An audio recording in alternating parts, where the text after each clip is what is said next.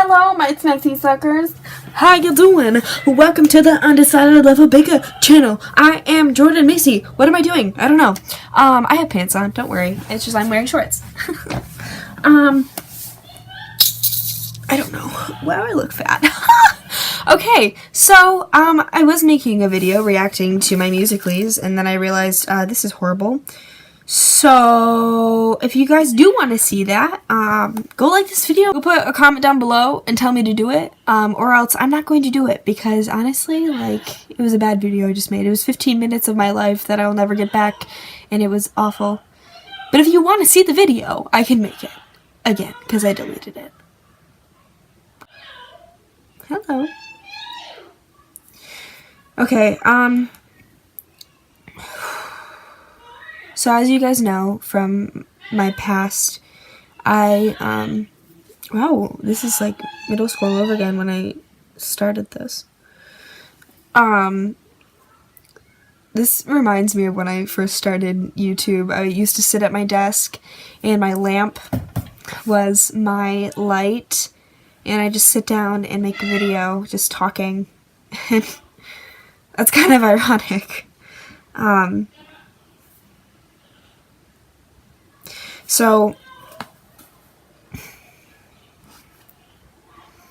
in 7th grade, as you guys know, I started self-mutilation. I just really hated myself. I was discovering who I was. I was coming out of the closet, and, I don't know, it was hard, kind of like being myself. I don't know why, I thought it was hard.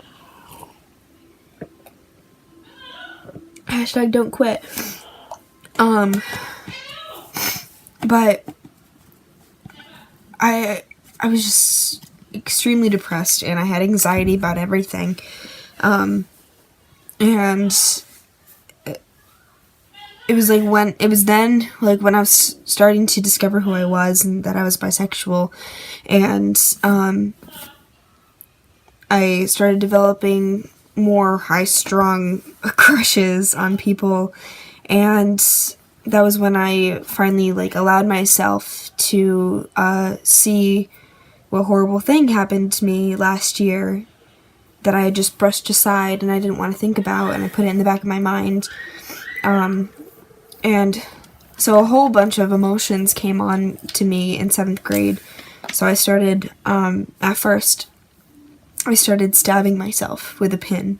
Then in 8th grade, I started actually cutting. And I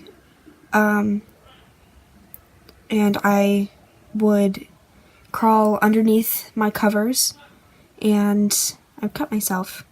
Or I would bring it to school and I would cut myself. And it would always be in the same place, and it would always be the exact same way. So it would be on my thigh.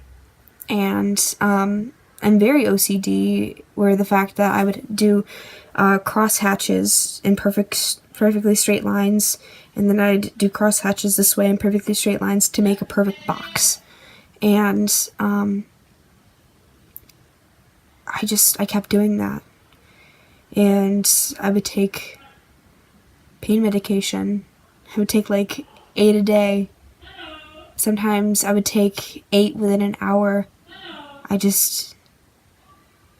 really didn't want to be alive. And that was when I had a lot of bullying going on in 8th grade, and I was coming out to my friends and everything, and just a whole lot of stuff was happening in my life. In the 9th grade, I was still doing it, but I'd come out to my parents, and I was still depressed, and I still was battling with anxiety, and every year since then it's been like that, except there were some years when I went to counseling, and it did help.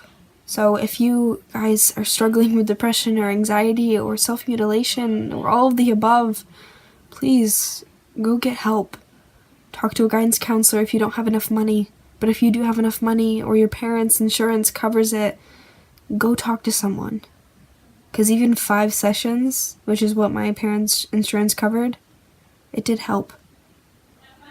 And for a while, I did stop cutting with those. And then I would get back into it. And I've never been a full year clean since I started in 7th grade.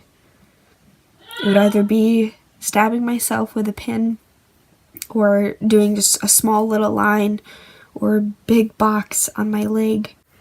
And I've never been a full year clean until this year. I'm not sure the exact date when I stopped cutting, because I wanted to block it all out. But I know that last year I made a New Year's resolution to stop cutting, and on the 3rd, I cut. As of January, the end of January, I have been a full year clean of self-mutilation.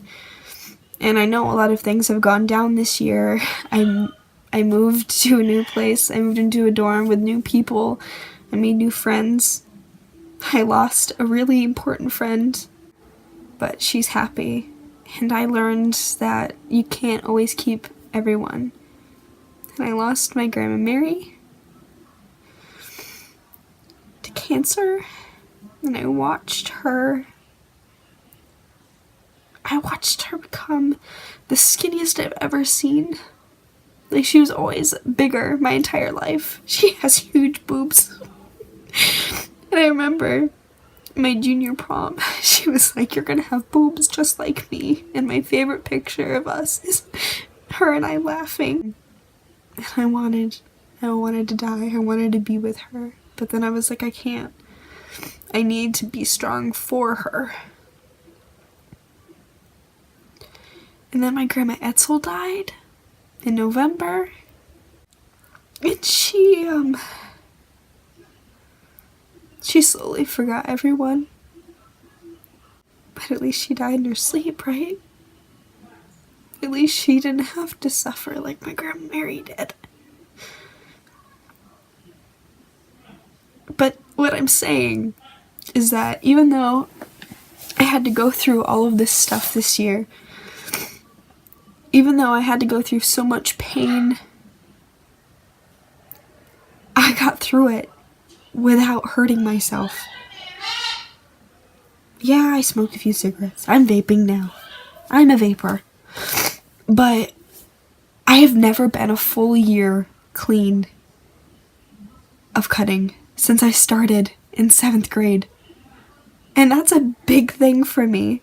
Every year, every New Year's resolution has been, I will not cut. And I did it. And I don't want to do it ever again. Because when it's really cold out, or I'm tan, I can see them still.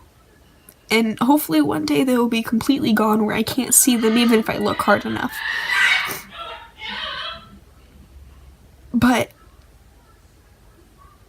I'll always know that I did that. And that I didn't kill myself. I didn't end it.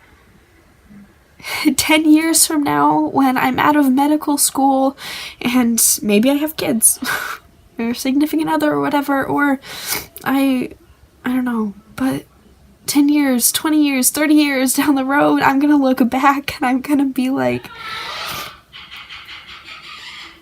I have been clean since I was 18. I mean, technically 17. Technically. I've been clean.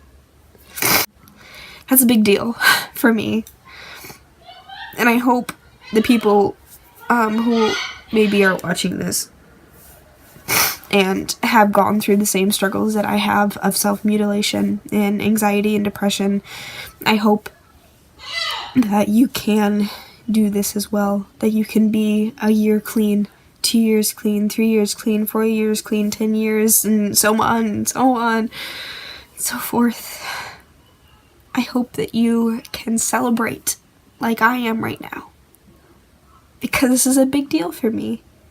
Even though I've gained a lot of weight this year. And I don't know, I've gone through a lot.